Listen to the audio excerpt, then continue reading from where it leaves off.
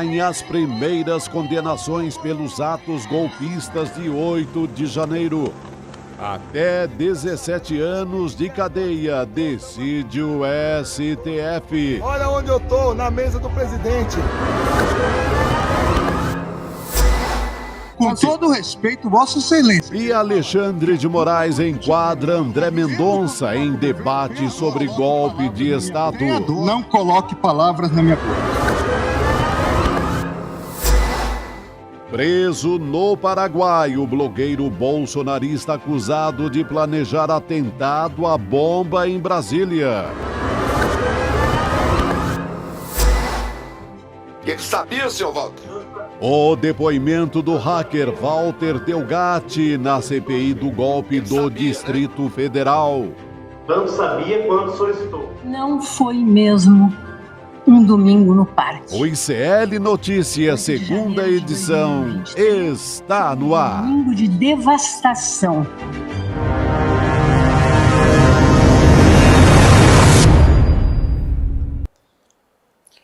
Boa noite, hoje quinta-feira, 14 de setembro de 2023. Sim, você não está no horário errado, são 6 horas da tarde e 1 minuto. Sou eu, William De Luca, jornalista, apresentador aqui do ICL Notícias. Hoje no ICL Notícias, segunda edição, acompanhei vocês aqui de manhã no N1, agora no N2 também conversando aqui com a dupla de Chicos mais querida do Brasil, Chico Pinheiro. Queridíssimo De Luca, esse é o homem da madrugada, da manhã, da tarde, se bobear ainda faz mais um jornal. Rapaz, é o quarto programa dele hoje. Pois Como é. diz As moças adoeceram todas de uma vez, tá todo mundo gripado. Como diz o Muricy Ramalho, meu nome é trabalho, né, Chico? Boa noite, garoto. Chico. Meu nome é trabalho, sobrenome e hora extra, é assim. É isso aí. A gente, só para avisar vocês que acompanham sempre aqui o N2, a Roberta Garcia, nossa apresentadora aqui do Sinapse, que de vez em quando faz o N2, ficou doente. A nossa Gabriela Varela também está doentinha, provavelmente volta amanhã, então estarei aqui hoje com vocês, substituindo nossas queridas Roberta Garcia e Gabriela Varela. Um beijo para as duas, melhoras, que elas voltem logo aqui para acompanhar a gente. Vocês estão acompanhando aqui a segunda edição nos canais do Instituto Eduardo Moreira, do Instituto Conhecimento Liberta, e também no canal do Eduardo Moreira e também pelo canal Com Brasil, que é uma rede de televisão pública e comunitária disponível em algumas operadoras de TV por assinatura. Então, boa noite a vocês que nos acompanham do canal Com Brasil e também nos nossos canais. Você de Taguatinga, no DF, Aracaju, Guarujá, Campina Grande, São Luís do Maranhão, Rio Pardo, no interior de São Paulo, Taboão da Serra, Salvador, São Leopoldo, no Rio Grande do Sul e Rio das Flores. E Pilar, na Paraíba. Boa! Pilar, terra de quem, Chico? José Lins do Rego, autor de Fogo Morto, Menino de Engenho e uma vasta obra. E tem Odete, que cantava Cocos e Cirandas, Odete também. Agora o Pilar é interessante, né? Porque Pilar, nome legal. Sim. E eu me lembro da música do Tom Jobim, chamada, linda por sinal, do disco Urubu, chamada O Boto, que tem um trecho que canta assim: ainda ontem vim de lá do Pilar, ainda ontem vim de lá do Pilar, tô com vontade de ir por aí. Aí eu fui ver, isso é de uma música do Tom, mas ele capturou isso de uma moda cantada por Alvarenga e Ranchinho. Boa. Que eu achei uma gravação lá de 1938, 1940, aquele disco cheio de chiado, né? E os dois estão lá com a violinha deles. Sensacional. Da ontem vim de lá do Pilar. Parabéns para você que é do Pilar e está fazendo 265 anos. Viva tá Paraíba, viva pertinho Paraíba. de João Pessoa. Um beijo a todos os paraibanos. Você que está assistindo a gente da Paraíba, dos outros estados do Brasil, do mundo todo, aproveite, deixa o seu like, mande pra gente sua mensagem aqui no nosso chat. Vou ficar acompanhando o nosso chat aqui durante o programa todo, e também faço um convite para você participar aqui do nosso programa do ICL Notícias, segunda edição, mandando um WhatsApp, um vídeo, um comentário, uma pergunta para o programa. O vídeo deve ser na horizontal, deve ter no máximo 15 segundos para a gente conseguir mostrar mais vídeos. E aí anota o nosso WhatsApp para mandar o vídeo, 11 988 99 28 93.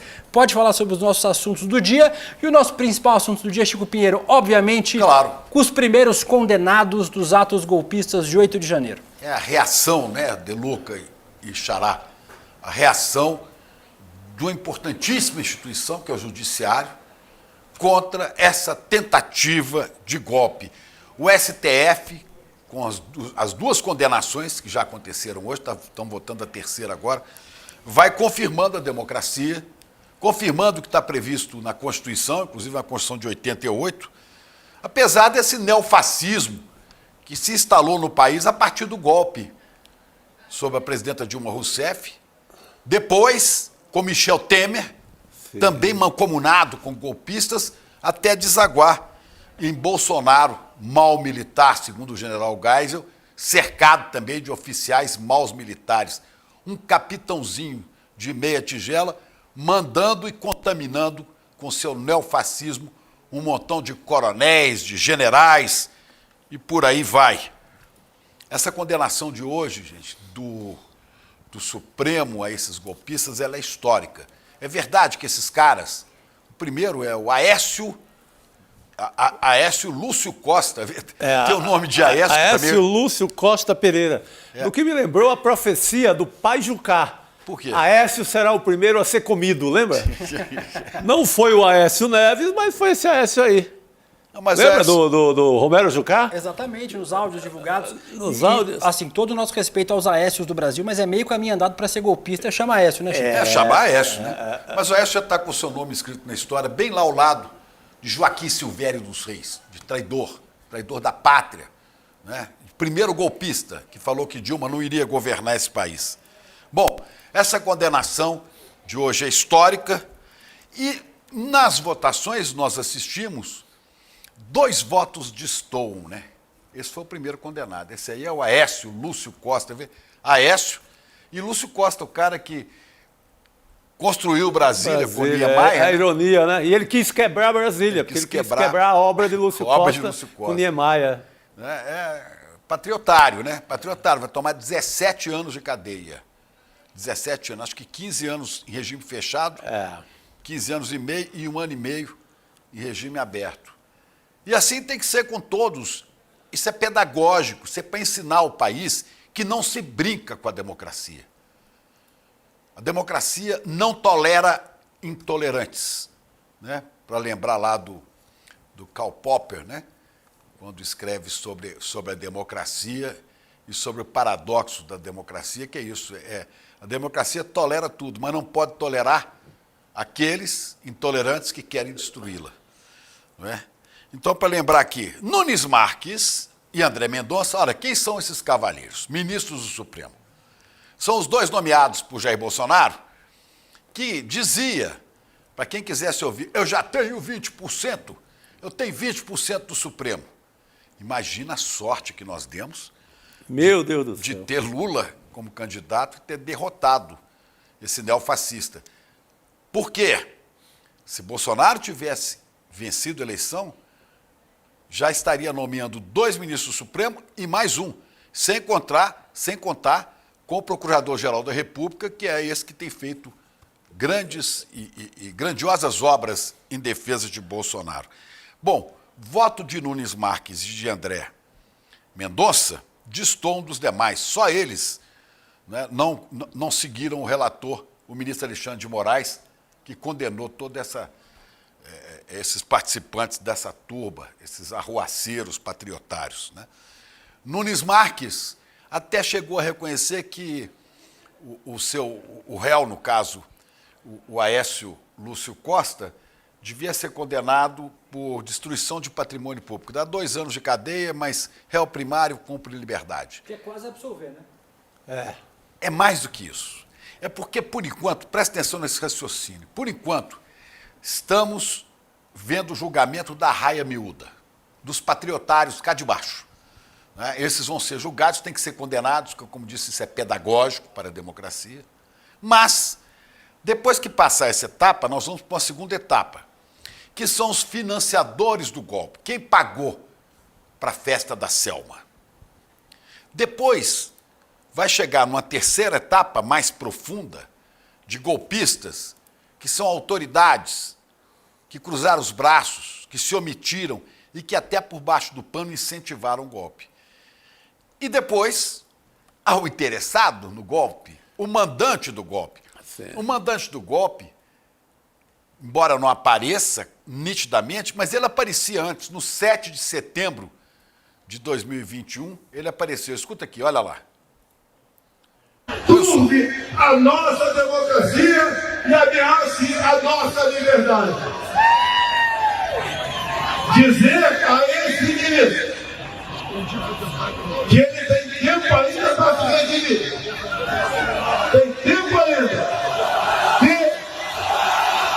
arquivar seus inquéritos. Ou melhor, acabou o tempo dele. Sai, Alexandre de Moraes! Deixa de ser canalha!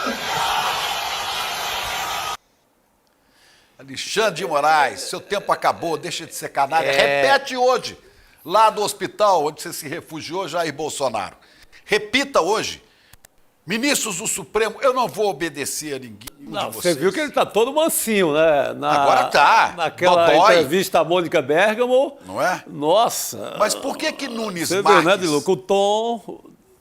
E por que Nunes Marques e André Mendonça não reconheceram que esses caras, essa Raia Milda que está sendo julgada aí, tramava golpe? Porque se reconhecer que havia ali golpe, vão ter que chegar no patrão deles, aquele que os colocou lá, que disse: eu terei 20% do Supremo. E esses, indignos de estar no Supremo hoje, correspondem com seus votos. Né? Que poder o Bolsonaro ainda tem sobre esses ministros? Que poder? De onde vem? É uma pergunta que fica como uma pulga atrás da minha orelha. Que poder Bolsonaro tem que faz com que esses dois ministros façam um papel tão vil, tão ridículo na Suprema Corte do país? São reféns, né?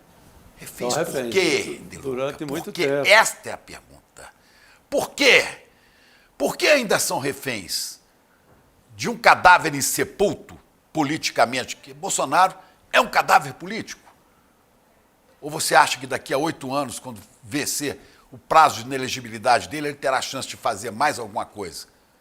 Depois que aparecer toda a roubalheira dele, que se dizia honesto, toda a contaminação, mas esses dois, esse e o ministro André Mendonça, seguem fiéis a Bolsonaro. Por quê?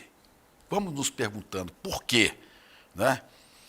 O que estão fazendo é já preparando um discurso para justificar, quando chegar no mandante, quando chegar em Bolsonaro, absolvê-lo. A Raia Milda vai sendo condenada por destruição do patrimônio. E esse aqui, o André Mendonça, disse hoje, teve a ousadia de dizer hoje que ele achava que, de alguma maneira, ele disse que o presidente Lula e o governo que se instalou está por trás das arruaças de 8 de janeiro. Repetindo a tese do gado aí, que é essa... Repetindo a tese do seu gado e do seu patrão, né? E ainda teve a ousadia de dizer assim: mas eu não vi as imagens das câmaras do Ministério da Justiça. Eu queria ver as imagens. Aí vira e diz assim: o Brasil tem direito e quer ver as imagens. O Brasil quem, cara pálida? Ministro André Mendonça, que Brasil é esse que quer ver essas imagens? O Brasil já viu suficientemente as imagens da arruaça? Já viu os vídeos do mandante, que discursou agora mesmo aqui? E o senhor fala em nome de que Brasil? Do Brasil golpista? Do Brasil bolsonarista? Ou do Brasil supostamente, terrivelmente evangélico? Aliás, eu não sei em que Bíblia o senhor anda rezando, viu, o senhor André Mendonça. Essa condenação, portanto, ela é histórica, e eu quero chamar a atenção para uma outra coisa que eu anotei aqui. Ontem, o Conselho Nacional de Justiça, através do corregedor Luiz Felipe Salomão, atenção para isso aqui. O corregedor do CNJ, Luiz Felipe Salomão, recebeu diversas denúncias de que magistrados, juízes e juízas estiveram envolvidos nessa tentativa de golpe. Inclusive, chegaram denúncias para ele que financiando, fazendo PIX. Então, ele ontem fez um pedido ao ministro Alexandre de Moraes e também a todos os tribunais de justiça dos estados, aos tribunais regionais federais, aos tribunais eleitorais, tribunais do trabalho, para que em 15 dias forneçam nomes de juízes e juízas eventualmente envolvidos na trama e nos atos golpistas. Isso é muito importante que a gente fique de olho no Supremo, onde o Bolsonaro tem 2 paus mandados, que é assim que a gente tem que chamar. Os 2 ministros que cumprem o que Bolsonaro quer. Agora, Bolsonaro infiltrou centenas de juízes e instâncias inferiores pelo Brasil afora. O Brasil está infiltrado pelo germe neofascista do bolsonarismo. E é isso que a gente quer saber. Quem são esses? Quem são esses militares? Quem são esses juízes? Quem são esses servidores públicos que tentaram e tentam trair a pátria e derrubar a democracia? É isso aí, mas eu estou tomando tempo aqui que vem aí um mestre do direito para falar para a gente sobre tudo isso, o professor Lênio Streck. Você falando, Chico, sobre a banda podre do direito brasileiro, agora vamos chamar a banda boa do direito, jurista Lênio Streck. Lênio, boa noite, obrigado por estar com a gente aqui no SL Notícias, segunda edição. Opa, boa noite, pessoal, a você e aos Chicos, e eu espero que esteja chegando bem a transmissão, porque eu estou no Rio de Janeiro, num hotel, porque vim trabalhar, e espero que esteja chegando bem o som e a imagem. Tá chegando muito bem, Lênio. Boa noite, Lênio. Tá chegando ótimo, você tá muito bem aí.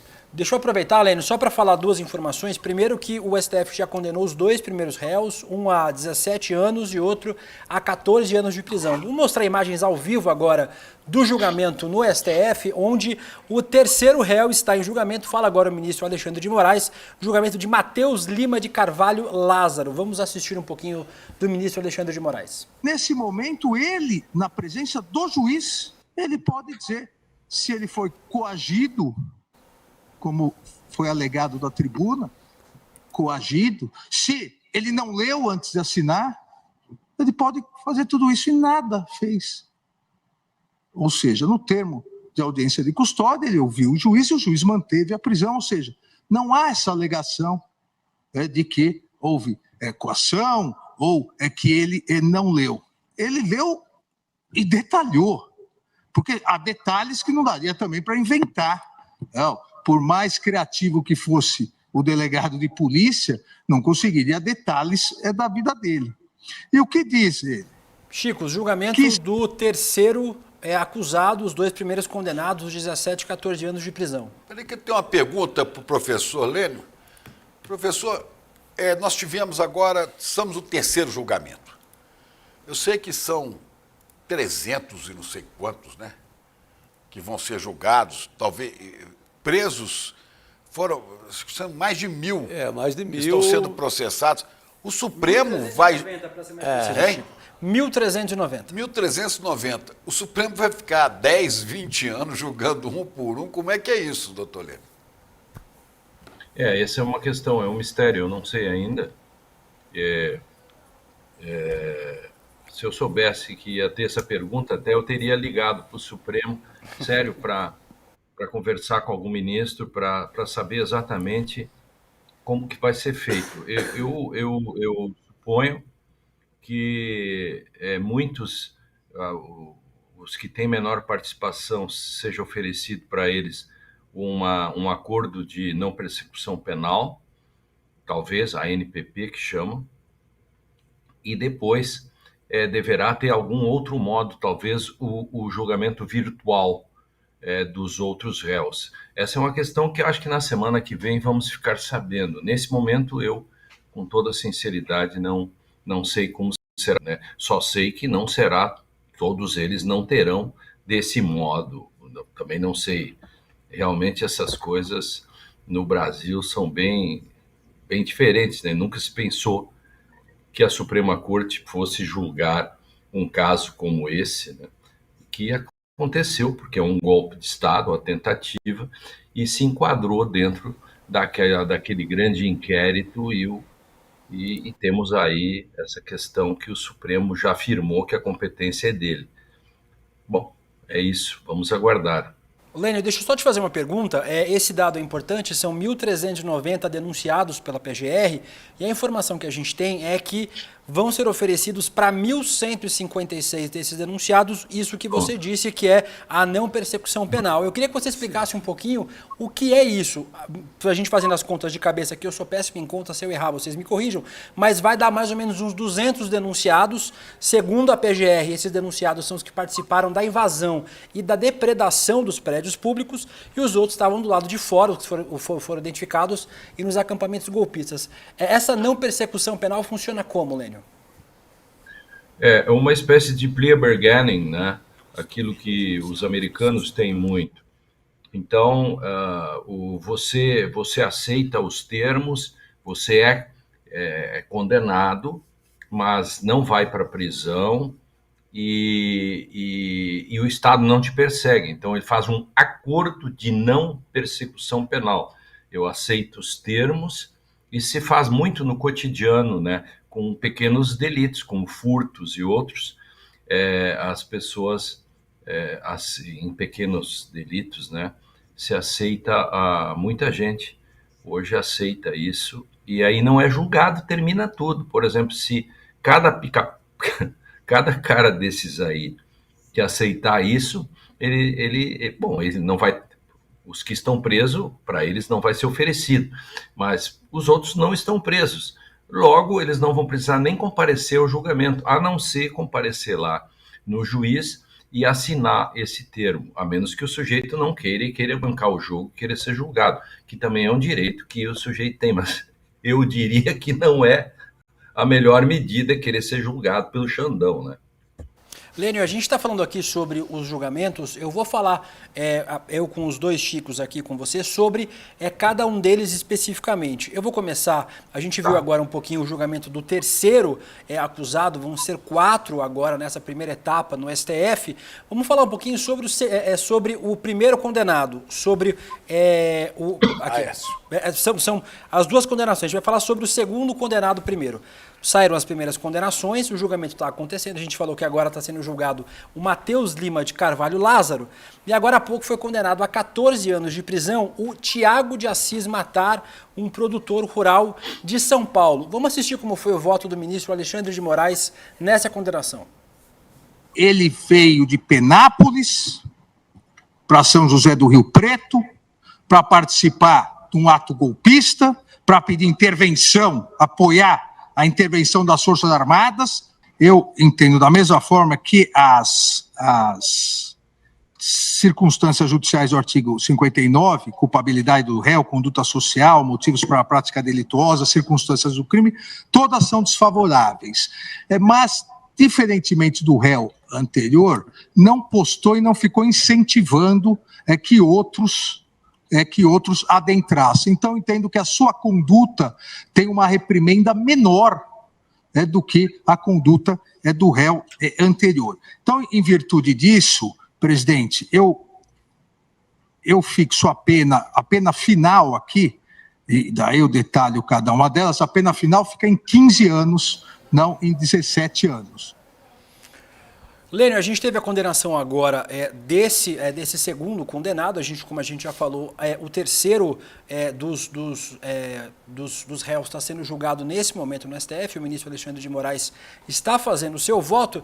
Queria saber como é que você avalia essas duas primeiras sentenças, Lênio, 17 anos de prisão para o primeiro e 14 anos para o segundo. Bom, essa é uma questão muito importante, porque isso se chama de dosimetria da pena, né? Eu passei o dia discutindo hoje, maiores tretas, assim, passei o dia discutindo com alguns amigos, muitos críticos com relação à pena, que teria sido muito alta.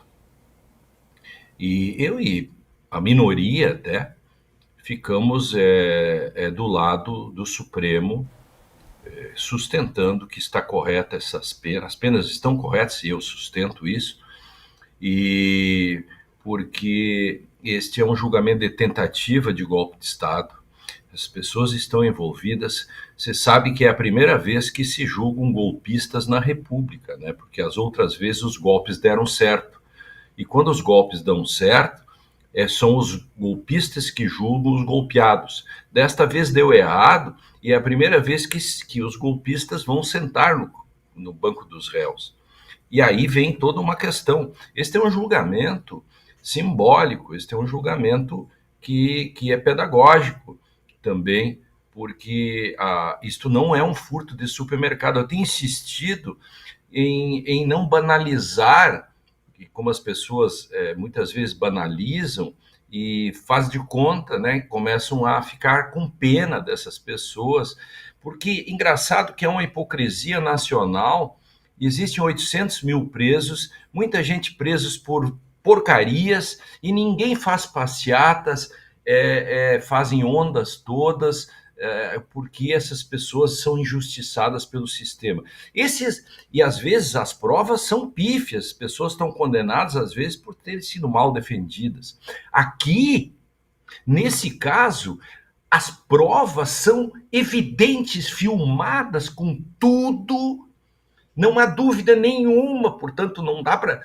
Tem muita gente presa. Se nós fizéssemos uma limpa nas prisões, com certeza, no mínimo 50 mil foram presos com problema de identificação, etc, etc, que deveriam ser soltos. Aqui não tem um erro judiciário de localização ou de que cada um fez. Isso é muito importante que se diga. E isto aqui não foi um furto ou um estelionato do tipo que enche as prisões brasileiras e que ninguém se internece com isso.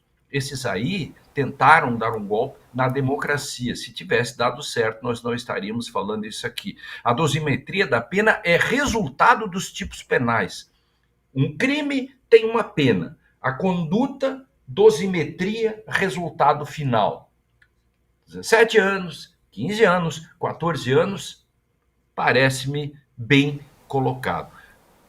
A dosimetria da pena é uma coisa que a gente entende bem no direito. Eu, com 29 anos no Ministério Público, já sabia mais ou menos, toda vez que eu pedia a condenação de alguém, quanto que ele ia levar. Por quê? Porque é quase matemático. Pois é, agora, há pouco foi condenado a 14 anos de prisão o Tiago de Assis Matar. É esse produtor rural que se referia o ministro Alexandre de Moraes. Eu fico chocado. O advogado que o defendia, eu vi um trechinho. Sabe o que ele comparou? Ele disse que esse tribunal aí é um tribunal da Inquisição e que ele não tem chance nenhuma, ele está ali para defender um pobre coitado. E comparou os golpistas às vítimas do Holocausto. Quer dizer, a gente tem visto advogados falando as coisas mais estúpidas possíveis, ministros do Supremo, pelo menos os dois bolsonaristas, né, na contramão do direito, da democracia, e isso fica por isso mesmo, ou há alguma chance do Conselho Nacional de Justiça chamar a atenção e falar, os senhores estão exorbitando. Não. Não, né? Não, mas claro tudo bem. que não. Primeiro que o Conselho Nacional de Justiça, inclusive, nem tem ingerência sobre o STF. O Conselho Nacional de Justiça cuida de todos os outros, menos o STF. Agora, essa questão do advogado levou uma carraspana, uma pegada forte, está dando muita discussão também. De novo, a discussão foi grande e, para mim, isso é muito claro. Houve aí uma espécie de contempt of court, que é aquela velha questão do ataque à corte, né? Mais ou menos o Shakespeare, no Henrique IV, já conta bem isso, que quando o filho do rei esbofeteia o presidente da Suprema Corte, e o presidente da Suprema Corte prende o filho do rei, bota todo mundo na cadeia, e depois, quando o príncipe assume o poder, ele reconhece que o juiz que o prendeu estava certo. Ali é o primeiro contempt of court, o ataque à corte, o desprezo à corte. Hoje aconteceu isso contra o ministro Alexandre. As pessoas disseram, Chico, que o ministro foi muito duro, etc, etc e tal. Eu diria que foi um contempt of court e o advogado escapou até barato nessa história. Eu sei que estão divididos, as pessoas estão dizendo, fico com pena do advogado, etc.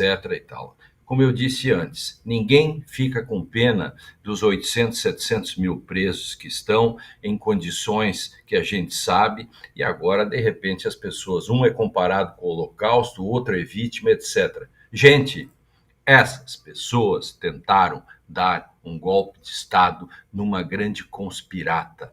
Isto não é uma punga, isto não é simplesmente um furto de loja ou de supermercado. Enquanto a gente não entender isso, aí de fato vamos continuar com versões, contraversões do tipo, houve aqui um excesso, houve ali um excesso. Acho que as coisas, ainda bem que tudo é filmado e tudo está gravado, sabemos muito bem o que cada um está fazendo. Não, o que não falta, há uma fartura de provas, né, Lênio? Chico, deixa eu só antes de você perguntar, vamos chamar a arte dos condenados. Esse pessoal gosta de aparecer. Chico Pinheiro, mostra pra gente no telão lá quem são esses aqui. Os condenados. Eles gostam muito de aparecer, né, Lênio? Então vamos mostrar para as pessoas. É a primeira vez que tem condenados por golpe. Agora, é outra coisa mais rara ainda, viu, professor Lênio? É a primeira vez que os condenados faziam selfie dos seus crimes. Sim. Gravavam a si mesmos cometendo crime. Tal era a certeza que eles tinham, que iam vencer, que as Forças Armadas iam aderir. E o nome deles, Lúcio Costa, o outro é Lázaro e o outro Matar. Um é Aécio, o outro é Lúcio Costa, o outro é Matar. Matar, Lázaro, ressuscita, não ressuscita e blá. Quer dizer, são réus bem brasileiros. Aécio Lúcio Costa Pereira, primeiro condenado. 17 anos. Depois vem Tiago de Assis Matar. Me lembra o Salim Matar, o dono da Localiza, também bolsonarista. Matar também. O Salim Matar. Com 2 T's. Mas não deve ser parente, não. Esse aqui está muito pobre para ser parente do dono da Localiza. E agora tem o Matheus Lima de Carvalho. Lázaro, levanta-te e anda. Está lá no Evangelho. Levanta, mas quero ver levantar. Como o seu chefe, Jair Bolsonaro, bradava, todo cheio de macheza. E depois se mostra covarde, medroso. Xandão, acabou, seu reinado acabou. Acabou, porra! E depois tem o Moacir José dos Santos, que é o que está sendo julgado agora, né? Não, agora é o Matheus Lima de Carvalho Lázaro, tá sendo julgado, e depois o Moacir. Aliás, Chico Sá, você tem informações sobre o primeiro condenado, né? O Aécio Lúcio Costa Pereira, ex-funcionário público. O Aécio acabou com a vida dele, né? Por crença religiosa em Jair Bolsonaro, nessa seita maluca. Era um funcionário da Sabesp, aqui em São Paulo. Ele... Depois dele mesmo construir as provas, se filmando lá na quebradeira do 8 de janeiro, ele é demitido da Sabesp. Ele era síndico no prédio dele, lá em Diadema, mora em Diadema. E os episódios já dizem tudo sobre a pessoa dele. Ele ameaçava os comunistas. Tem pena da família. Porque esse patriotário vai ficar preso. A família tem um detalhe, a família não o visitou porque se recusa a tomar vacina, até hoje também. A família na mesma seita. Tá na mesma... Ele perdeu o emprego, se ele fosse militar ou juiz, ele continuaria recebendo o salário, mesmo tendo cometido ou seria um viúvo Agora, vivo. A viúva viva. Lênio, mas desculpa, eu queria te perguntar o seguinte, temos aí já uma referência, 17 anos, 14 anos para voltar à dosimetria. Vamos fazer um exercício, já que você falou que é matemática essa aplicação. Quanto caberia ao mandante, ao arquiteto, ao incentivador de um golpe de Estado em matéria de pena? Uns 23 aí nesse caso, né? 22, por aí, 23, né? Por aí. Agora, uma coisa muito importante, e é o que nós esperamos que esses Barnabés aí seja o início da carreira só, que ele seja um piso e não o teto, né? Por favor, é o piso, não o teto. E é uma coisa muito importante, aqui é o direito penal, ele tem várias funções. Uma delas é a de prevenção geral, né? ele intimida, ele interdita, mas tem a prevenção geral. Isto é, para as outras pessoas não se arriscarem a fazer. Nesse sentido, o Estado, as instituições, quando elas agem rápidas assim, e nesse caso estão fazendo, elas têm um ganho simbólico muito grande sobre as outras pessoas. Porque, primeiro, é de conhecimento público, não é um julgamento que poucas pessoas saberão, todos sabem. E isso é importante para que as pessoas se deem conta, porque as redes sociais hoje, né, as redes sociais, elas acabam disseminando isso. E veja que antes mesmo vocês noticiaram, é muito importante, essa questão do Luiz Salomão, que agora está vendo como que os juízes e outros foram incentivadores também, que pode-se ir atrás deles. E eu vou mais longe. Deve ter no mínimo uns 300 radialistas no Brasil que podem ser enquadrados no mínimo no crime de incentivo ao crime, porque diziam que tinha que fazer golpe de Estado. Eu denunciei isso todos os dias durante 3, 4, 5, 6 meses, antes mesmo da eleição, eu dizia que esses caras estavam incentivando o golpe. Isso ainda não havia o 8 de janeiro. Acho que tem gente hoje que vai dormir com Rivotril. Lênio e Chicos, a gente vai voltar a falar sobre os condenados de forma individual, mas o couro comeu na casa de Noca hoje lá no STF. O couro comeu na casa de Noca. Um jovem, mas Tá expressões. um jovem, mas com expressões um pouco do meu tempo. Expressões, né? Toca da Portela, vamos lá. E por isso, por conta dos votos divergentes, né? No caso do Aécio, foram de Cássio Nunes Marques ontem e de André Mendonça hoje, os dois ministros, por uma pequena coincidência, indicados pelo ex-presidente Jair Bolsonaro, né, eles absolveram o réu do crime de golpe de Estado. E foi nesse voto que aconteceu um dos principais embates do julgamento entre o ministro Alexandre de Moraes, que interrompeu o André Mendonça para fazer uma parte. Vamos ouvir o que falou Alexandre de Moraes. O ministro da Justiça não pode utilizar a Força Nacional se não houver autorização do governo do Distrito Federal, porque isso fere o princípio federal. Não em relação aos prédios federais. Mas não em relação à Praça dos Três Poderes. Mas em relação às edificações federais, ele pode e deve com fazer. todo respeito, Vossa Excelência, querer falar que a culpa do 8 de janeiro foi do ministro da Justiça. Vossa Excelência que está dizendo isso. É um absurdo. Vossa Excelência que está dizendo isso. 5 comandantes estão presos. Muito embora eu queria e o Brasil quer ver esses vídeos do Ministério da Justiça. O ex-ministro da Justiça, que sucedeu Vossa Excelência, fugiu para os Estados Unidos, Eu sou advogado de ninguém e jogou o celular dele no lixo. Eu não sou advogado e foi preso. E agora Vossa Excelência,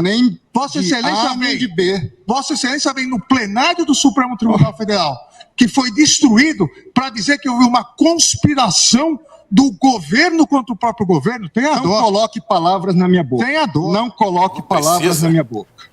Aí, Lênio, o embate, só uma coisa, do terrivelmente evangélico, que falou besteira, né, para o terrivelmente constitucionalista, o terrivelmente homem do direito. Né? Agora, o ministro Alexandre de Moraes cometeu um erro, que ele falou assim, o cara fugiu e jogou o celular no lixo. Jogou no lixo nada. Ele deve estar com esse celular guardado, porque no último caso ele tira e condena e ele tem uma proteção, outros. Né? Anderson Torres, ó. Ele tem uma proteção. Agora, o Brasil quer ver os vídeos do Ministério da Justiça. Quem é o senhor André Mendonça para dizer que o Brasil quer ver? O Brasil quer ver a justiça ser feita.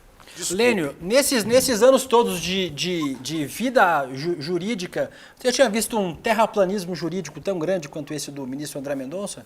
Pois é, aí é uma questão assim, ó. Tem uma questão técnica muito importante que, uma vez explicada, resolve e mostra o equívoco, né, de se achar que o crime de tentativa de golpe não aconteceu porque ele não tinha condições, etc, etc. Eu vou explicar aqui de novo o que eu disse outra vez, uma outra oportunidade. Existe o crime de... fazer uma comparação. Existe o crime de assalto ao banco. E existe a tentativa de assalto ao banco. Quando o sujeito vai assaltar um banco e não consegue, por alguma razão alheia à vontade dele, é tentativa. Nesse caso aqui, o único tipo penal, o único crime do mundo, e em todo mundo é igual, é tentativa de golpe de Estado. Por quê? Porque não existe crime de golpe de Estado. Crime de golpe de Estado é algo impossível, porque se deu o golpe, são os golpistas que tomaram o poder.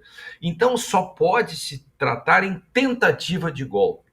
Ora, quando há uma tentativa, não importa o tamanho, se ela atingiu ou não. Aliás, há uma questão paradoxal nisso, meus amigos. Se a tentativa desse certo, ela não seria uma tentativa, ela seria o próprio golpe. É isso que não foi entendido. Então, estou aproveitando aqui para explicar a diferença dos votos. Um compreendeu que tentativa é tentativa, em si já é o crime, e os outros entenderam que a tentativa era uma espécie de frustração, foi frustrada porque não chegou ao final. Ora, não chegou ao final? Porque se chegasse, nós não estaríamos aqui falando, porque teria dado certo. Esse é o ponto técnico que a gente tem aqui, a obrigação cívica, cultural, de explicar para as pessoas. Eu sei que nos bares, nos lares e em tudo que é lugar, as pessoas estão dizendo, né? Mas como que essas pessoas poderiam dar o golpe de Estado, não conseguir? Eis a minha explicação, que é uma explicação técnica, dizendo: a tentativa é já o crime.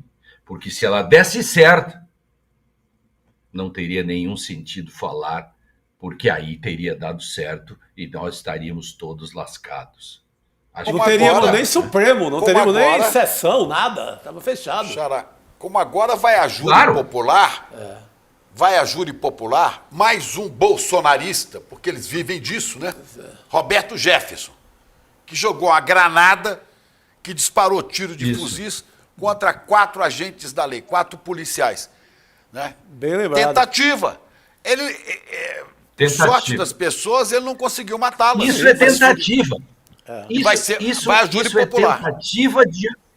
Isso é tentativa de homicídio, porque ele não conseguiu matar. É diferente o crime de homicídio e tem a tentativa quando você não consegue. Golpe de Estado, o próprio crime é a tentativa. Meus meninos Chicos e Lênio, além desse embate, tivemos outro embate. Inclusive, isso que o Chico Sá falou agora sobre não ter STF foi uma resposta que a ministra Rosa Weber deu ao advogado Sebastião Coelho, que bradou que o povo odeia o STF. A ministra Rosa Weber disse que ainda bem que vivemos uma democracia onde um advogado pode ir ao STF e expressar sua opinião de ódio, porque se o golpe tivesse sido consumado, ele não poderia estar no STF dando sua opinião. Mas eu vou chamar um outro embate que a gente teve hoje no STF entre o Gilmar Mendes, que deu um chega pra lá no Cássio Conká, no Cássio Nunes Marques, outro que não enxergou a tentativa de golpe. Vamos assistir o VT.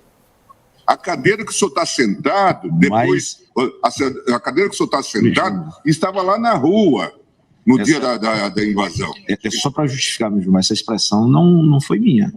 Não fui eu que disse isso. Então, está longe de se tratar disso. É preciso que a gente contextualize isto e que havia... É importante essa contextualização. Só para encerrar, desculpe-me mesmo, mas só para encerrar, na verdade, estava implícito em toda essa ação que, ao fim e ao cabo, diante da anomalia, da anarquia instaurada, nós teríamos uma GLO. E só mais uma informação, acabou de sair a dosimetria da pena, pelo menos do voto do ministro Alexandre de Moraes. O Matheus Lázaro foi condenado a 17 anos de prisão. Chico Sá, uma paulada jurídica aqui, mais uma paulada de condenação no Matheus Lázaro. Está se firmando aí entre 14 e 17, no que faz todo sentido o mandante, arquiteto do golpe, pegar aí algo em torno de 22, 23 anos de prisão. 17 era o número de Bolsonaro na eleição anterior. Sim, 17. não, sempre tem uma simbologia aí na parada, 17. né? Agora, quando chegar a vez de julgar saúde, quando chegar a vez de julgar o mandante, o número será 22. Vai tomar 22 anos. Encaminha-se. O Lênio aposta 23, 22. 22. Pode ser Mas 22. fica bom, 17, 22. O Gilmar, o ministro Gilmar, traz uma lembrança muito importante, o que reforça a tese, né, da tentativa, e que está absolutamente posta, e não há dúvida nenhuma disso, que é exatamente aquilo ali fazia parte da armação, e por isso que vai ter outras pessoas que pensaram isso, porque isso tudo, esses pica-paus aí, esses primeiros, são massa de manobra. Os outros pensaram nisso porque uma vez posta a GLO, já tinha minuta de golpe, tinha tudo, os caras tinham tudo isso,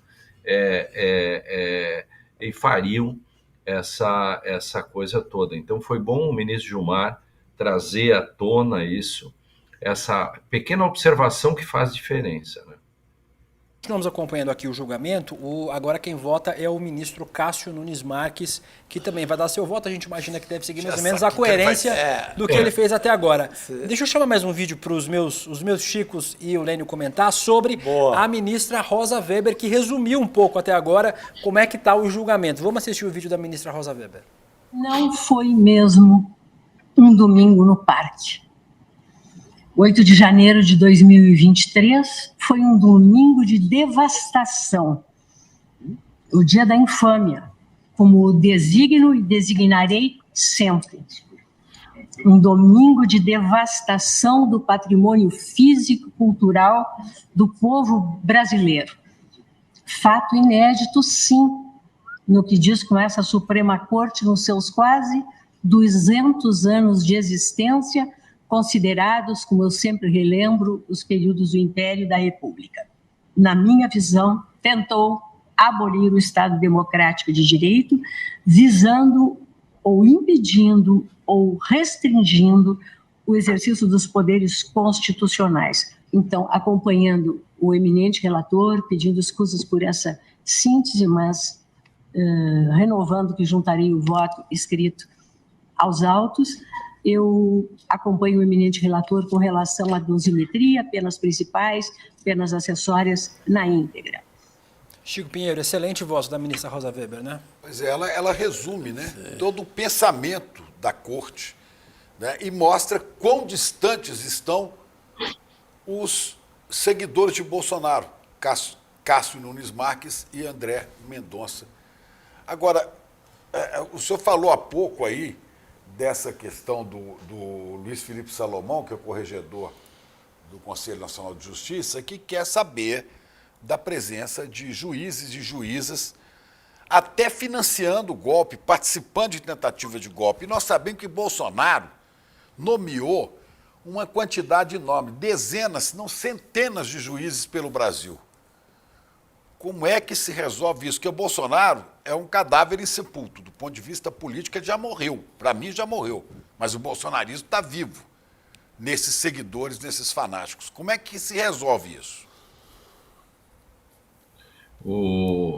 Primeiro, eu acho que essa atitude do bem tarde, inclusive, isso já deveria ter sido feito, e todos sabíamos pelas redes sociais, a participação de muita gente de alto coturno na justiça, enfim, fazendo demonstrações e entrando nas redes e vibrando com aquilo, e até muitos, como se diz aí, passando Pix para financiamento. Eu acho que tem que pegar essas pessoas, como já disse, jornalistas, radialistas,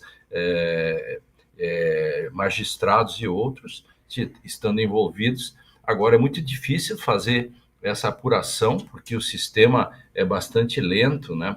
Agora, se como está tudo ligado ao Supremo Tribunal, e se o Alexandre de Moraes acatar esse pedido lá Salomão será rápido, porque a equipe do ministro Alexandre e os juízes instrutores, etc., tem possibilidades rápidas, porque hoje em dia essas provas são todas provas objetivas, independe de testemunhas, né? Interessante que antigamente, quando não tinha toda essa parafernália, as coisas todas dependiam de testemunhos, então tinha que ouvir pessoas, foi, não foi. Hoje em dia não, se você passou o Pix, passou o Pix. Se tem um vídeo seu na internet, tem. Se você tem o seu sigilo quebrado e você passou um e-mail ou passou alguma mensagem, isso está tudo em algum lugar, isso se acha. Então, seria bom que no mínimo alguns fossem presos ou processados para exemplar. De novo aqui, o bolsonarismo não morreu. É muito forte essa questão, a gente sente todos os dias nas mínimas coisas. Veja, por exemplo, na própria questão das enchentes do Rio Grande do Sul, o poder do bolsonarismo, o poder da extrema-direita. E agora, por exemplo, quando um advogado vai na Suprema Corte, Chico Sá, Chico Pinheiro, vejam vocês, alguém vai para a Suprema Corte e diz: os senhores são os odiados da nação, o povo odeia, enfim, e outro advogado faz tudo aquilo, a outra advogada faz aquilo. Aquilo ali não é defesa, aquilo ali é apenas o simbólico do modo como o bolsonarismo, a extrema-direita, que é a mesma coisa, enxerga as instituições. Ela não respeita as instituições. E as instituições têm que saber dar a resposta institucional. E a resposta institucional está sendo dada. Dura, com a boa dosimetria de pena, e não arrefecer esta questão. Pegar o relatório do ministro Salomão, tocar para frente, se é necessário convocar mais gente para ajudar a investigar e pegar todos, porque eu acho que o próprio Supremo, e tem muita gente já se dando conta de uma questão muito importante. Depois dessa tentativa de golpe, a gente achou que 2, 3 meses depois a poeira ia baixar. A gente está vendo, inclusive pela coragem dos próprios advogados que vão lá, de que não arrefeceu. Lênio, a gente tem que encerrar o papo com você, mas eu vou fazer uma pergunta da Patrícia Menezes aqui no nosso chat. Resposta do tamanho de um tweet, viu, Lênio? 280 caracteres. Cabe recurso e a quem? A esses condenados? É apenas o embargos de declaração, que não muda nada. Cabe só embargos de declaração.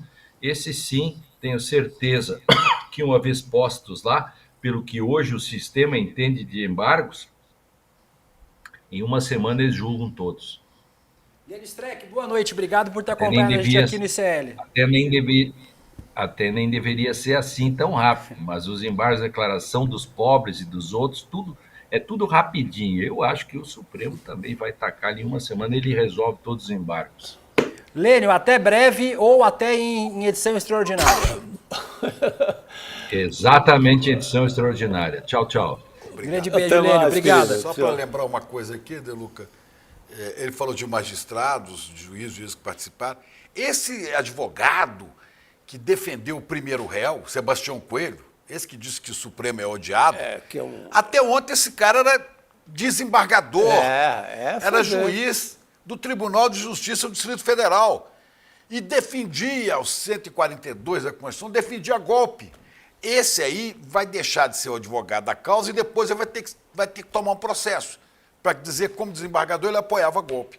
Sabe? Cretino. Mas não que no STF a gente esteja tão bem servido assim, Chico. O Nunes Marques terminou seu voto, divergiu do Moraes e defendeu a condenação por apenas 2 dos 5 crimes aos quais o acusado estava respondendo. Agora, o Barroso votou pela condenação de 4 crimes. A pena proposta pelo Barroso é de 11 anos e 6 meses do terceiro réu, ou seja, uma pena menor do que a pena dada pelo ministro relator Alexandre de Moraes. E neste momento vota o ministro Edson Fachin. Como vocês estão vendo, a gente vai acompanhando aqui ao vivo esta apuração, este julgamento no STF. E quem vem aqui com a gente para acompanhar este e outros temas é Guga Noblar. Guga, boa noite. Obrigado por estar aqui com a gente no ICL Notícias, segunda edição de hoje. Prazer estar aqui com o meu querido Deluca, com os meus queridos Chicos, com essa audiência maravilhosa, nesse dia tenebroso aí para os golpistas. Meu Deus, boa noite. Dia feliz para a democracia. Guga, o nosso melhor topete do ICL é o de Guga Noblar. Deixa eu aproveitar para trazer um outro tema. Concorrência brava com o César Calejone. Tá? É verdade. Mas ele é mais empinadinho, o topete do Guga é o topete mais clássico. Tem mais materialidade. Exatamente. Mais Elvis. Exatamente. Deixa eu trazer um outro golpista para a gente conversar, Guga. O blogueiro Wellington Macedo de Souza, um dos 3 condenados pela tentativa de explodir um caminhão-tanque com uma bomba no aeroporto de Brasília na véspera do Natal do ano passado, foi em cana, foi preso em Cidade do Leste, no Paraguai. O Wellington Macedo foi preso pela Polícia Nacional do Paraguai, que é a Polícia Federal de lá, recebeu um toque da Polícia Paraguaia, não sei como faz toque em espanhol, vou ficar pensando aqui. Recebeu um toque. Tuec, maravilhoso.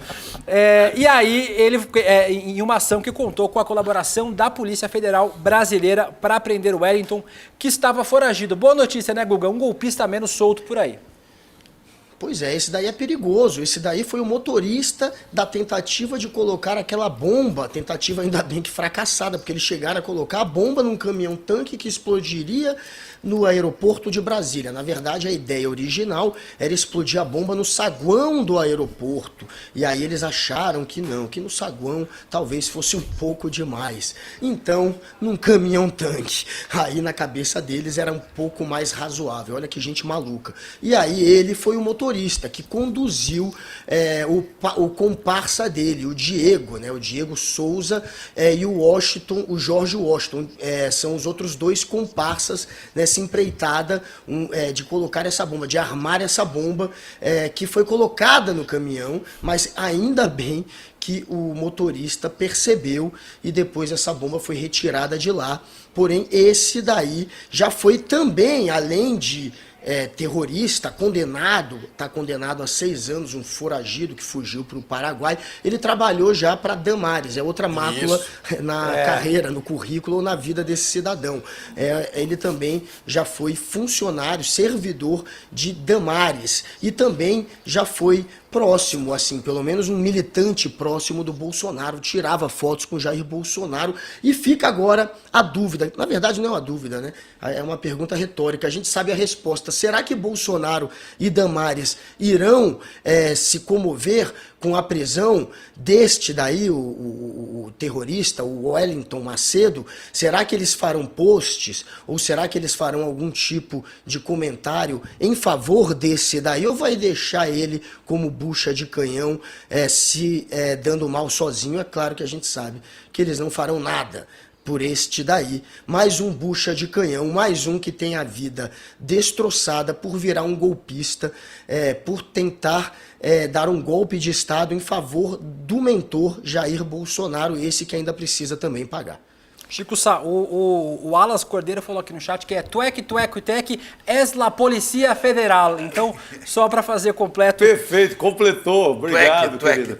Ô, Guga, você te respondendo, a Damares...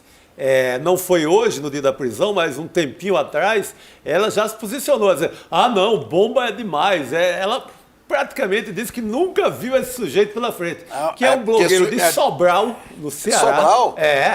Daquela bela terra. Wellington. Mas tem esse sujeito aí, bolsonarista, que esse cara fazia um barulho no Ceará. Assim, ele é golpista desde Pensei que ele é plantador de goiabeira? Era ali colado na goiabeira da Damares. Mas ela desconhece esse apóstolo porque caiu em desgraça e o bolsonarismo vai deixando na poeira, não quer saber de ninguém. O cara que perdeu o emprego, bom emprego na Sabesp aqui em São Paulo também. Essa hora os caras não têm ligação alguma, nunca viram, o Bolsonaro nunca viu pela frente. Bestas, né, que caíram nessa arapuca, acabaram com a vida por conta dessa tentativa de golpe de Estado. Aí vira infiltrado essa hora, né? A culpa é dos outros. Inclusive o que está sendo julgado agora, se não me engano, o terceiro agora sendo julgado é o Matheus Lima, né? Sim. Se não me engano é ele. Esse Matheus Lima, gente, ele deixou a esposa grávida lá em Apucarana, no Paraná, e veio até Brasília para tentar dar o golpe, mandou mensagens dizendo que tinha que quebrar tudo para o exército tomar conta do governo, e foi, portanto, gravado, tem gravações dele, tem mensagens com a esposa mostrando que estava tentando dar um golpe.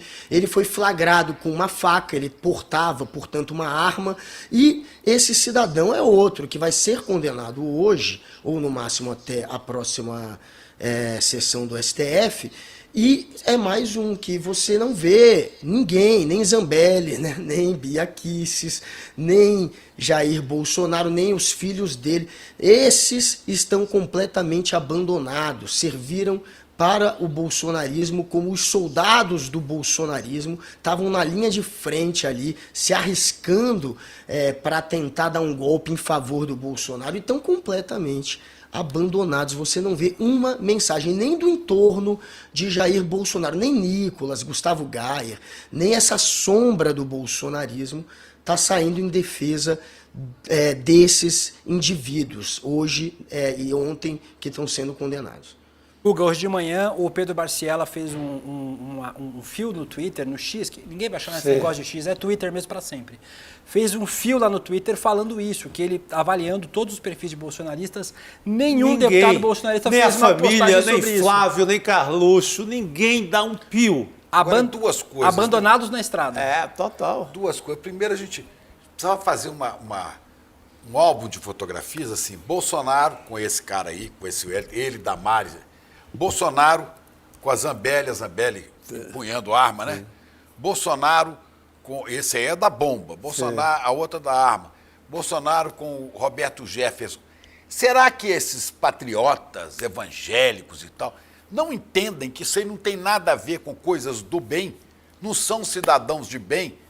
E o chefe dessa quadrilha enorme de fascistoides, o Jair, não tem nada a ver com coisa boa, né? Aquele macho que gritava, não vou respeitar mais nenhuma ordem que vinha daí. Canalha, Xandão. Será? Chico, só para a gente confirmar aqui, acabou de sair o resultado do terceiro acusado, o Matheus Lima de Carvalho Lázaro, foi condenado já, a maioria para condenação do Lázaro. Mais um golpista vai em cana, Chico. Para cá, mais um vai em cana. O ministro Fux acompanhou o voto do Moraes e assim formou maioria. Daqui a pouquinho a gente traz as informações de qual foi a dosimetria da pena e quantos aninhos o Matheus Lima de Carvalho Lázaro ficará atrás das grades. Dosimetria não é dose de uísque, não. Não. Cuidado, a dosimetria é cana. É cana mesmo. Não, mas cana, mas não é cachaça. Não é cachaça também. Agora, eu fico com pena da família, te juro. Sim. Porque às vezes o cara tem criança. Sim, deixou uma mulher grávida. O cara é entregador, Chico. Entregador, o cara é entregador, esse cara é simples, ele não tinha nem como pagar advogado. Então é complicado, você vê que tem um lado triste. Você imagina a família desse cara que é um entregador. Agora assim, tem que subir. Pagar, tem que ir pra cima deles. Mas... Quer dizer o seguinte, entregador, é tudo arraia miúda, mas tudo golpista. Tem que subir, fanático. Tem que subir. Agora tem que subir. Para quem fechou os olhos a isso, inclusive do meio militar, maus militares nessa história, tem que subir para os financiadores e para o chefe da quadrilha toda. Se eu sou a família e são famílias humildes, eu entro com um processo imediato de indenização contra Jair Messias Bolsonaro. Eu quero. Que me levou a família à ruína, levou a família à desgraça. Eu entro. Esse cara incentivou golpe o tempo todo. Famílias que vão ficar sem Se eu sou a mulher, o filho, durante eu entro, 15, Chico. 17 anos. Sim. Imagina, você é a mulher, o filho de um desses condenados, eu entro imediatamente. Meu marido caiu nessa por conta de um senhor chamado... o fanatismo pelo senhor Jair Messias Bolsonaro. Jair Messias, Damares, Anderson Torres, quer dizer, toda essa quadrilha. Eu processo todo mundo. Eu acho que eu não faria isso, porque se o meu marido fizesse isso, eu já teria separado dele e já estaria em outra de preferência. Imagina, o homem me deixa para ir cantar pra pneu em Brasília, pelo amor de Deus. Falando em Brasília e falando em gente que eu não tenho nenhuma pena e que precisa ser condenada também, além do entregador que foi condenado agora, a CPMI do golpe se reuniu hoje, nessa quinta-feira, para ouvir o general Gustavo Henrique Dutra de Menezes, o comandante ali militar da área do Planalto, e decidiu convocar para a próxima semana, vejam só, ele mesmo, Braga Neto, o general Braga Neto, para a próxima terça-feira. A relatora Elisiane Gama pediu também uma cariação entre Mauro Cid e Jair Bolsonaro. É mais fácil chover canivete do que o Arthur Maia botar para votação uma cariação entre o Mauro Cid e o Jair Bolsonaro. Mas, para os meus meninos chicos e para o meu menino topetinho Guga, eu vou chamar um vídeo que eu separei para vocês hoje, maravilhoso. A CPMI hoje teve uma sessão convocada pelos bolsonaristas, né? Então a pauta era do bolsonarismo, mas o senador Jorge Saif, aquele cujo caminhão da família de peixes lá em Santa Catarina foi vendido e depois foi encontrado lá no Mato Grosso cheio de maconha, o senador Jorge Saif protagonizou a seguinte cena. Assistam. O senhor tem coragem agora de chamar essas pessoas que clamavam por vocês, clamavam por justiça, de criminosos, general? O senhor é um covarde. E o senhor presta continência para comunista. E o senhor hoje serve a um ladrão. E o senhor traiu o seu povo. O senhor tinha todas as condições de desmobilizar os acampamentos, não fez. Melhor prestar continência para ladrão do que para pneu, né, Guga? Pelo amor de Deus. É tudo louco. Ele tá chorando, ele Tá chorando, ou fazendo tá chorando. Ele tá fazendo um teatrão, né? Ele tá... Fogo no parquinho, fogo no playground. É isso aí. Não, é uma coisa louca. A culpa agora é do Dutra. O Dutra de fato falhou. O Dutra de fato ficou do lado do Bolsonaro. Foi aquele que impediu que o acampamento fosse desmontado. Ele ficou do lado do Jair Bolsonaro. E aí agora você vê ele sendo jogado pelos bolsonaristas aos leões, sendo abandonado por parte do bolsonarismo. E aí, enfim, ele está agora tentando... O Guga travou logo no biquinho. Voltou.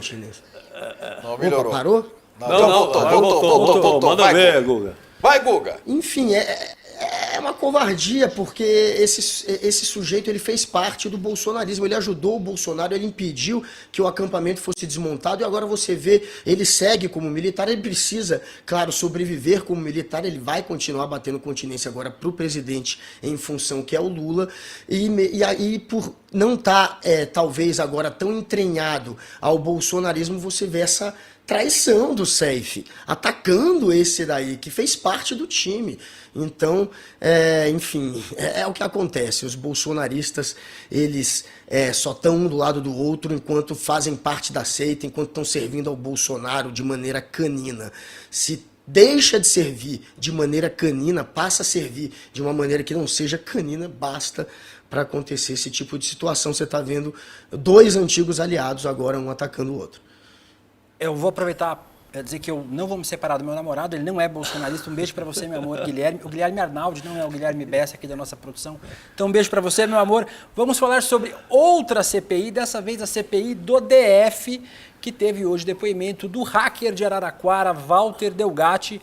Ele disse que o Bolsonaro sabia, solicitou a invasão dos sistemas de justiça e o Delgatti já estava preso, né, como a gente sabe, depôs por videoconferência. Ele estava, inclusive, algemado durante o depoimento. Vamos mostrar um trechinho desse depoimento do Walter Delgatti. O ex-presidente da República sabia desse plano de desmoralizar a justiça brasileira por meio de inclusão deste documento falso no sistema do Conselho Nacional de Justiça? Ele sabia, senhor Walter? Tanto sabia quanto ele solicitou esse feito. Ele sabia, né? Tanto sabia quanto solicitou. Ele sabia e solicitou, é isso que o senhor está afirmando, né? Obrigado. O Walter voltou a repetir o que ele já tinha dito mais ou menos na CPMI do golpe, né, Guga?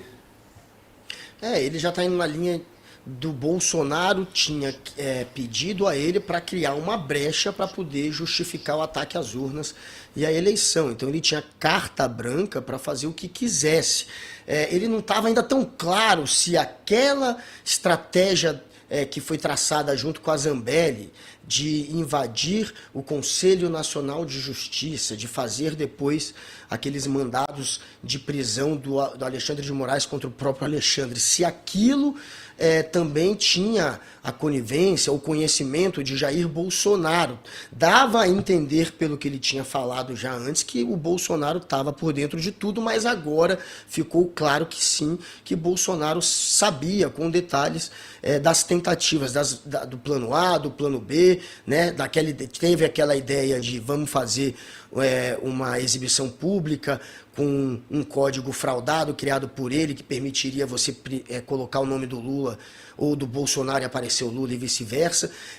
Teve esse plano de tentar também conseguir clonar o celular do Alexandre de Moraes, de grampear o Alexandre de Moraes. Ele tentou, inclusive, com um representante da TIM, conseguir o telefone do Alexandre, o mesmo telefone para ele, para conseguir receber as mensagens do telefone. Ele tentou subornar um funcionário da TIM. Teve isso, e aí depois tem esse plano C, que é o de fazer os mandados de segurança, como se fosse uma coisa meio pastelona, do Alexandre de Moraes se prendendo. Então, agora a gente tem certeza que o Bolsonaro estava por dentro de todos os planos, o A, o B e o C.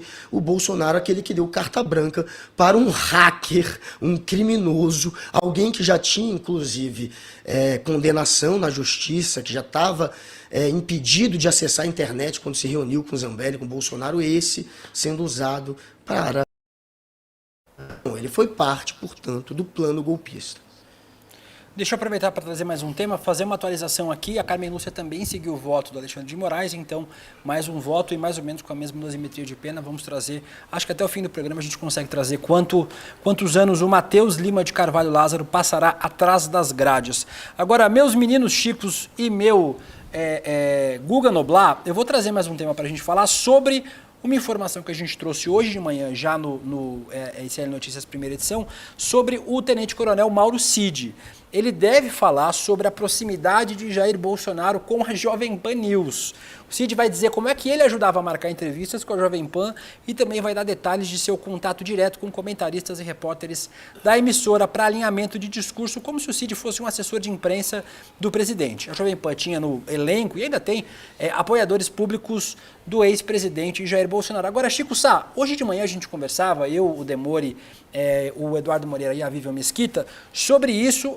E, obviamente, jornalista tem direito a ter seus contatos, suas fontes, né, se relacionar com figuras públicas. A gente faz isso, cada um de nós aqui, nós temos nossos contatos enquanto jornalistas, mas a Jovem Pan não é uma emissora de TV ou de internet qualquer, né? É uma emissora que ajudou a propagar teses golpistas o tempo todo. A Jovem Pan era um puxadinho do Palácio Planalto nesse sentido e talvez a central do golpe.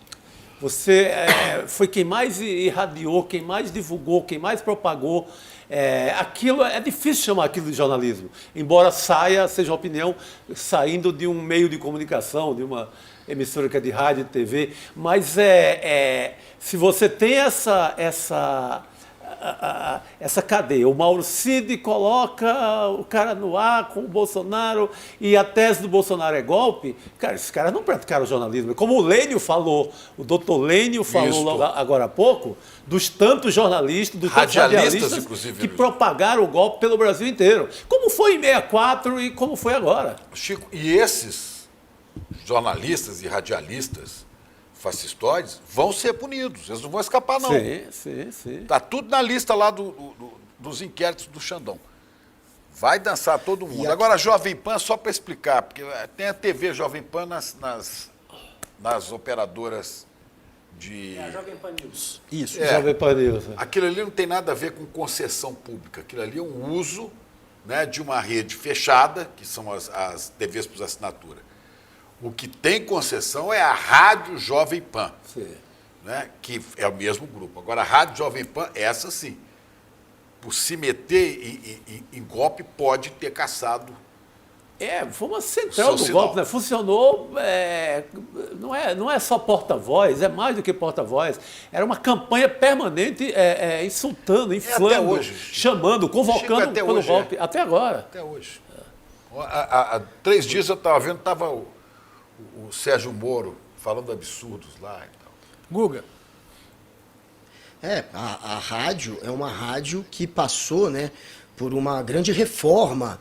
Um pouco antes do Bolsonaro tomar a presidência, deixou de ser rádio para virar um estúdio de TV, gastou milhões e milhões. Ali sim, a Jovem Pan tinha medo, inclusive, de ir à falência. E qual foi o atalho, o caminho mais fácil para ganhar dinheiro? Foi se aliar ao bolsonarismo, à extrema-direita. Foi virar o canal da extrema-direita, já que nenhum veículo com credibilidade queria se colocar nessa posição. Mas a Jovem Pan não, ela fez esse papel de virar a rádio da extrema-direita, mais que uma porta-voz, como falou o Chico agora. É uma espécie de indutora mesmo das narrativas golpistas, das narrativas anti-ciência na época da pandemia.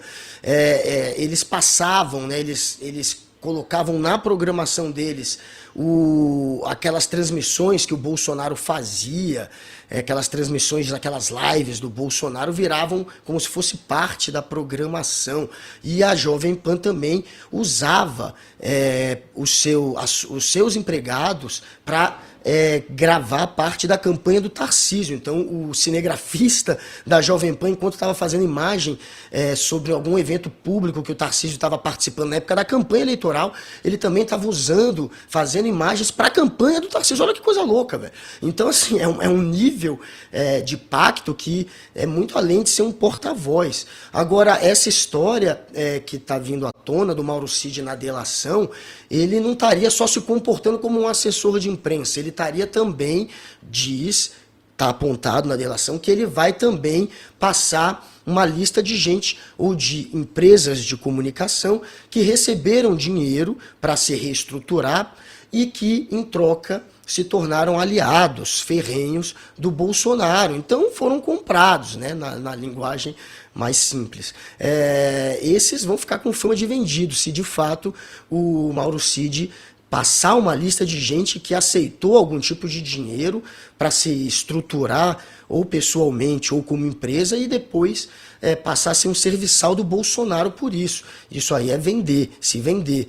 Então, tem muita gente que deve estar tremendo, não só da Jovem Pan, vai pegar, parece que, outros influenciadores e outros veículos também. Na Jovem Pan, eu que trabalhei na Jovem Pan, que estava ali batendo de frente exatamente com esses negacionistas, numa missão, quase que numa missão, para tentar ali de dentro do da desinformação, tentar combater a desinformação, eu via como é que acontecia um pouco esse conluio entre os ministros do Bolsonaro e os porta-vozes, os influenciadores que falavam ali sempre que o Bolsonaro queria. Inclusive, eu já tornei público um caso da Zoe Martins, eu tornei público porque é de interesse público, não é uma mera fofoca, que ela era uma espécie de boca de aluguel do general Heleno. Então, o que ela falava na Jovem Pan era muito ouvindo o general Heleno. E aí ela caiu numa fake news grotesca,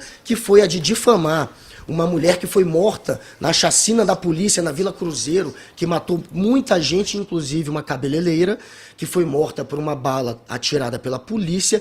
Ela jogou na Jovem Pan que a cabeleireira estava com um rifle e pegou uma imagem que seria de um rifle, e na verdade a imagem era ela com um rádio, era uma fake news. E quem mandou essa fake news durante o programa para a Zoe, e a Zoe de boca de aluguel foi lá e replicou, foi o general Heleno, e ele fazia isso com frequência. Então tem esse conluio. Agora vai ser muito surpreendente se esse conluio não foi só por subserviência desses influenciadores, foi também por dinheiro. Aí também queima ainda mais o filme dessa gente que virou o porta-voz do reacionarismo no Brasil. Guga, boca de aluguel, ou como diria eu mesmo, boca de sacola. E eu vou voltar ao tema do julgamento do STF, julgando, vai ser o nosso último tema do dia hoje para fechar o programa, falando sobre o julgamento. A gente já falou que os 3 primeiros réus já foram condenados, 17 anos, 14 anos, e agora a gente não tem ainda a dosimetria da pena do terceiro condenado, que é precisamente o Matheus Lima de Carvalho Lázaro. Vocês estão vendo aí os três na tela, o Aécio Lúcio Costa Pereira, 17 anos, Thiago de Assis Matar, 14 anos, e o Matheus Lima de Carvalho Lázaro já tem a maioria para condenar, mas não tem a dosimetria da pena. Eu vou mostrar um vídeo para vocês, como disse o presidente Lula de forma muito premonitória, em setembro vai entrar o grosso. Entrou o grosso nos golpistas que já foram condenados. O ministro Alexandre de Moraes aproveitou para falar sobre esse tema, sobre...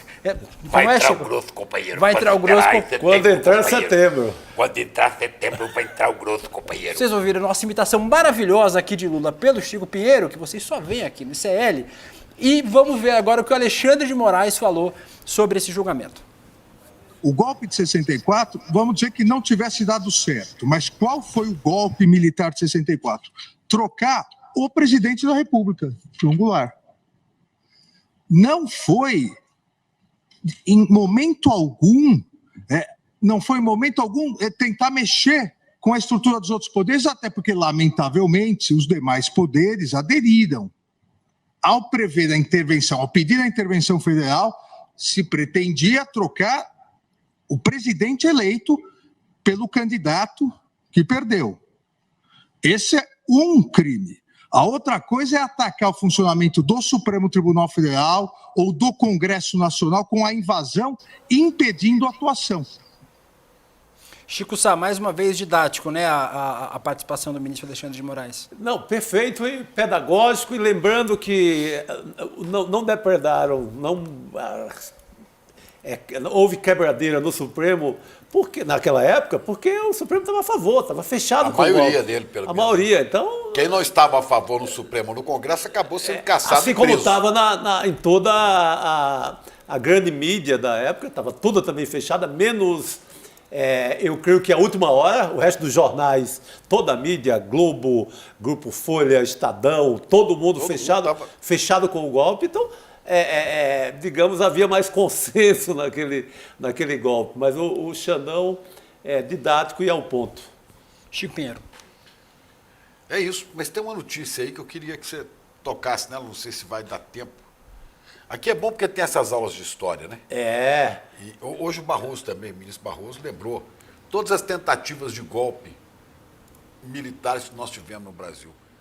Sim, fez o histórico lá, fez né? O histórico. Desde a República. Desde a Revolução de 30, a Revolução Constitucional de 32, a Intentona Comunista de 35, 37, depois 54, a tentativa de não deixar Juscelino tomar posse, depois 58, né? 2016, Garças, aí veio 64, 68, citou, 77. Né? 2016 ele não citou porque ele estava do outro lado também, né? Estava lá.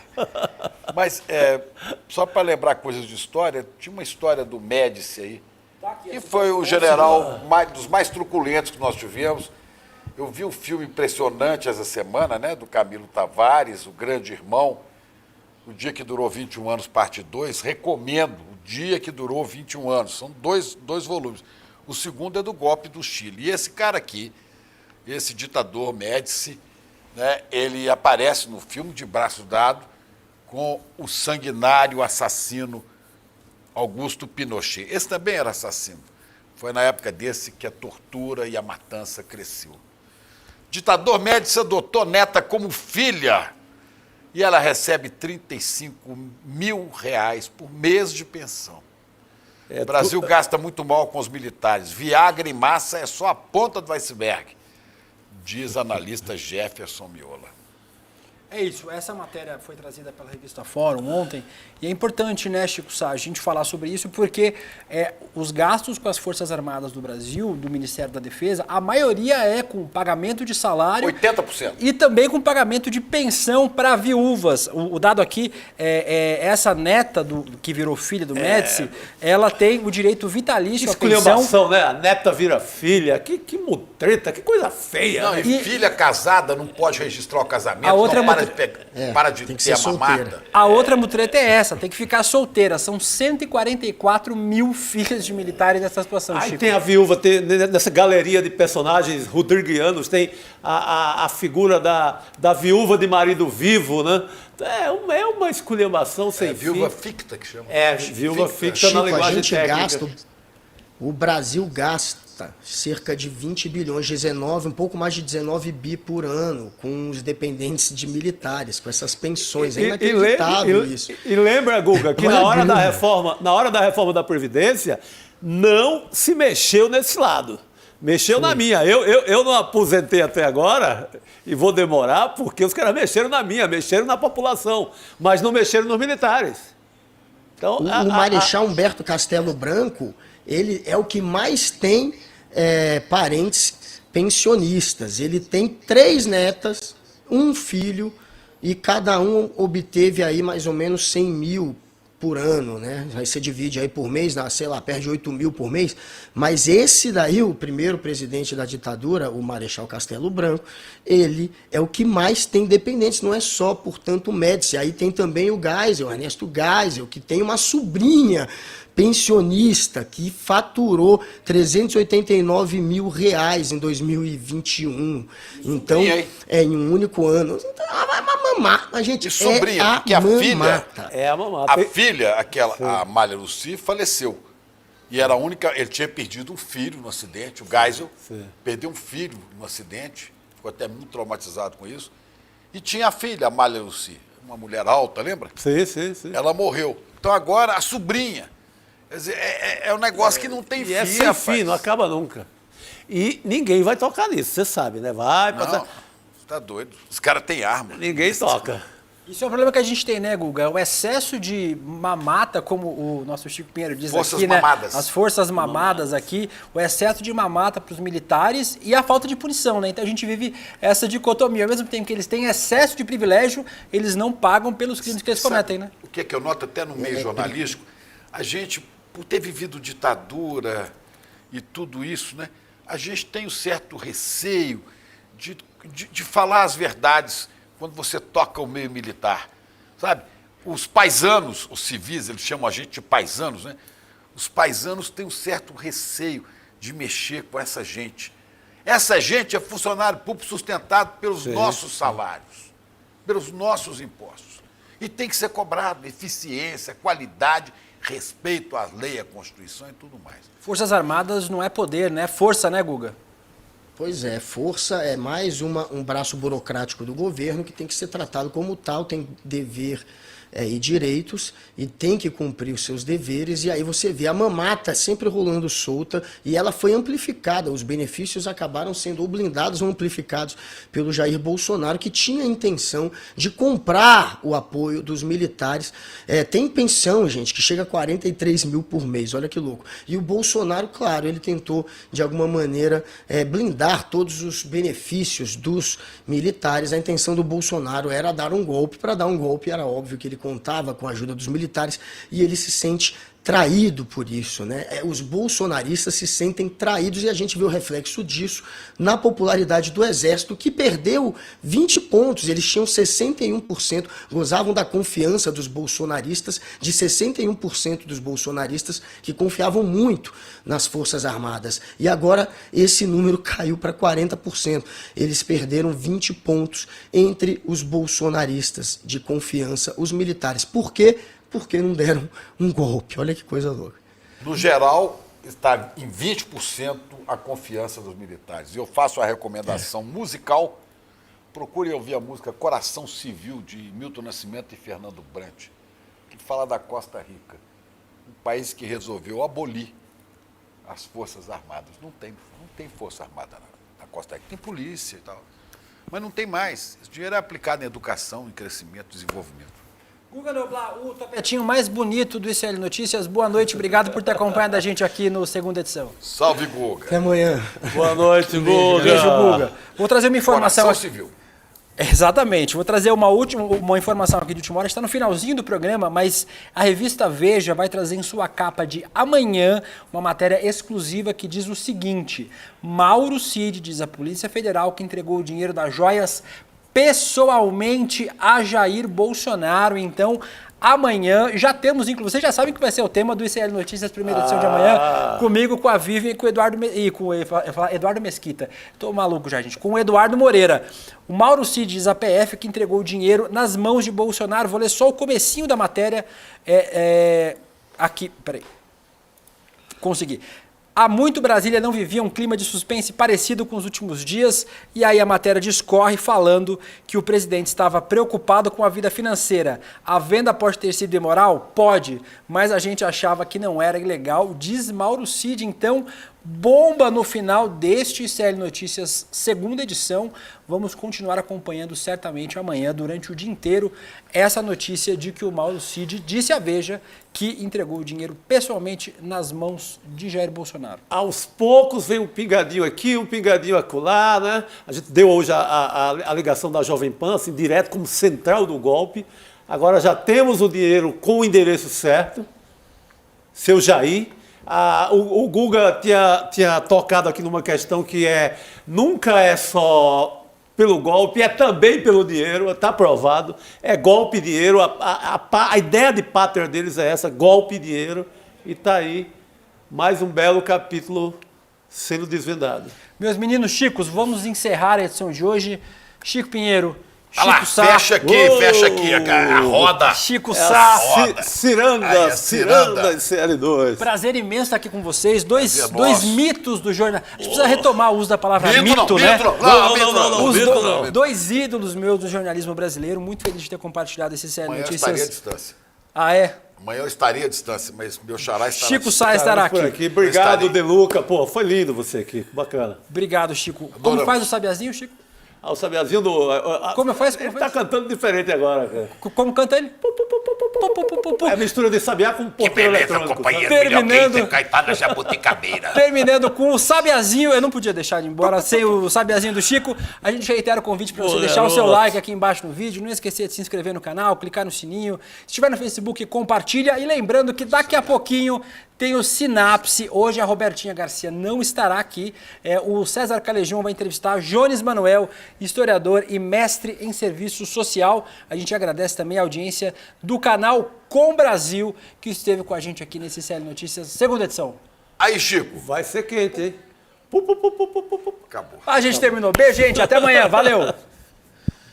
Estresse, ansiedade, todo mundo em menor ou maior grau tem esse problema. Aí você já deve ter ouvido aquela história: ah, você tem que ser mais zen. Que tal então chamar uma das maiores lideranças zen budistas que vive no Brasil, Monja Coen, para conversar sobre esse tema? No dia 28 de setembro, uma quinta-feira, às 8 horas da noite, Monja Coen vai nos dar uma palestra sobre como vencer o estresse e a ansiedade. Uma palestra gratuita e aberta. E para você participar é só clicar no link aqui em cima ou aqui embaixo. É muito rápido, em poucos segundos você vai estar inscrito. Chame seus amigos e amigas para participar também. Ninguém pode perder essa.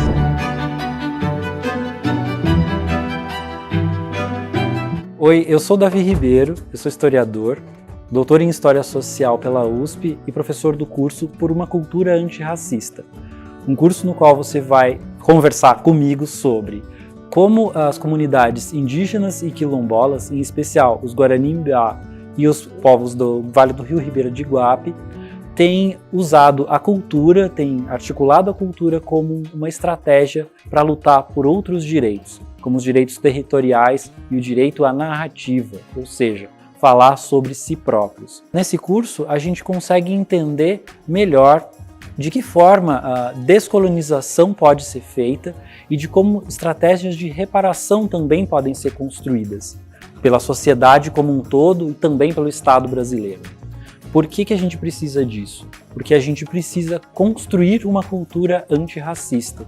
Porque a cultura ela foi uma das áreas mais mobilizadas há séculos para construir uma noção de quem está acima e quem está abaixo em termos de humanidade. Então, para a gente poder superar essa história, essa narrativa, essa desumanização promovida pelo colonialismo e pela escravidão, a gente precisa construir essa cultura antirracista E nada mais, nada melhor do que essas populações indígenas e quilombolas para nos ensinarem que caminho seguir e de que forma isso pode ser construído. Se inscreve aqui no ICL e tem acesso a esse curso e a diversos outros cursos que vão te ajudar a refletir sobre diversos assuntos, diversas questões que são muito importantes para a gente construir uma sociedade mais justa, mais igualitária, mais humana.